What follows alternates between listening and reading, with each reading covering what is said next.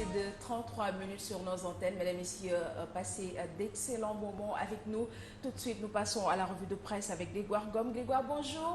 Bonjour Aïcha. Ça va, vous allez bien ce matin? Très bien, merci. Très bien. Alors Grégoire, à la une des journaux ce matin, que pouvons-nous retrouver? Le dépôt de la motion de censure Aïcha contre le gouvernement, bien sûr, Ousmane Sonko, ce matin, a fait la une de quasiment toute cette presse écrite. Il faut donc signaler que ceci fait la une de Sud Quotidien, journal avec lequel nous démarrons bien évidemment ce matin.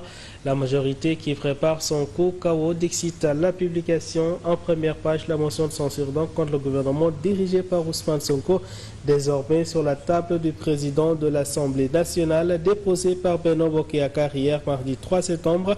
Elle entend ainsi pousser à la démission le gouvernement, une tâche qui ne sera pas du tout repos quand on sait qu'au Sénégal de l'indépendance à nos jours, une seule motion de censure a prospéré selon Sud Quotidien. Le Témoin quotidien en témoigne également ce matin. C'est une guerre entre l'exécutif et le législatif selon le journal.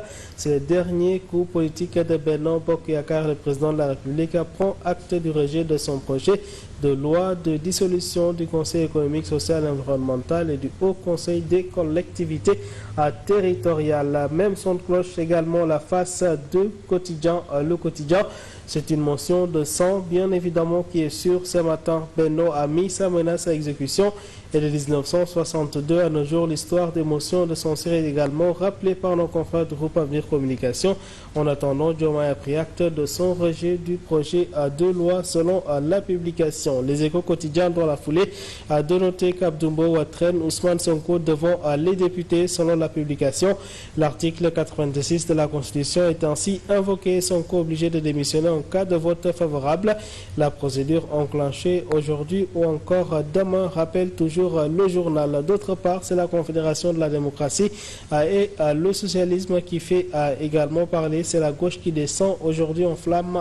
Bassirou Diomaye Faye, ce gouvernement est dangereux, disait-il. Vox Populi présent de son côté parle du président Diomaye Faye qui a pris acte bien sûr après le rejet du projet de loi sur la suppression du 16 et du HCCT.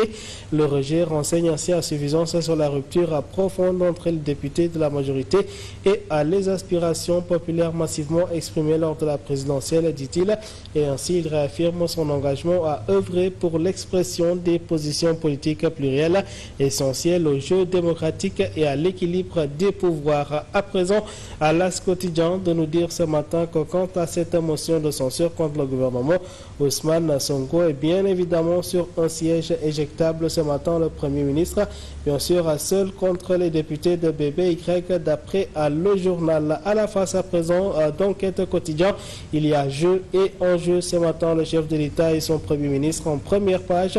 Le rejet du projet de loi et la motion de censure annoncée par Benno Bokk Yakaar pourra ainsi plonger le pays dans une situation politique incertaine. Et ce que pourrait faire Diomaye également est à noter dans les colonnes du journal. Il y a en tout cas des divergences notées au sein de l'opposition. Dixit enquête quotidien. En attendant, c'est la course contre la montre de Benno Bokk Yakaar à la face de l'info quotidien. La motion de censure encore est toujours là. Le groupe parlementaire Benno Bokk Yakaar qui l'a déposé hier sur la table du président de l'Assemblée nationale. Et selon Doudou Wade, bien sûr, en 5 jours, la motion de censure doit pouvoir se tenir. C'est une obligation pour le PM de déférer à la convocation de l'Assemblée nationale, dira-t-il.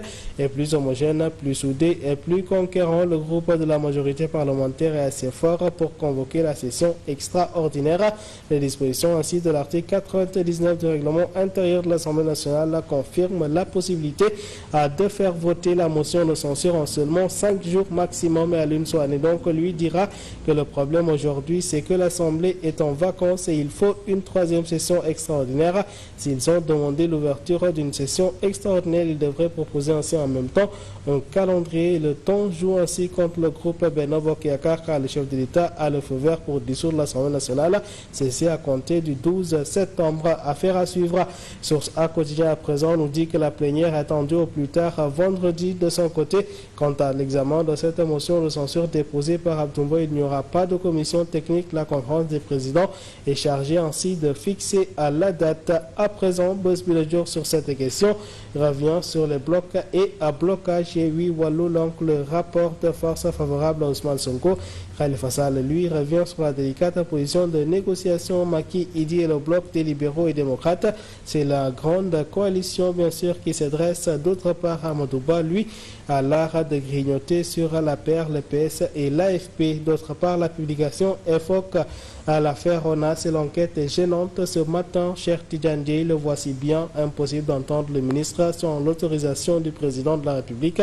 La jurisprudence Farbangom Demi est entendue et le procureur Ousmane Diagne dans le cadre saccage de l'AS et à 24 heures chrono. La plateforme Naïler, lui, réclame la démission du ministre. Le point actuel à présent s'intéresse à un autre, bien sûr, qui fait la polémique.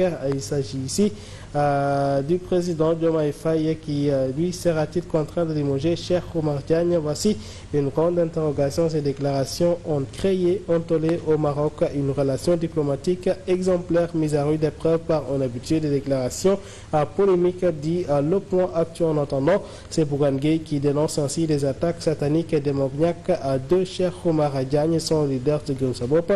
Le silence du président de la République devient tout simplement complice.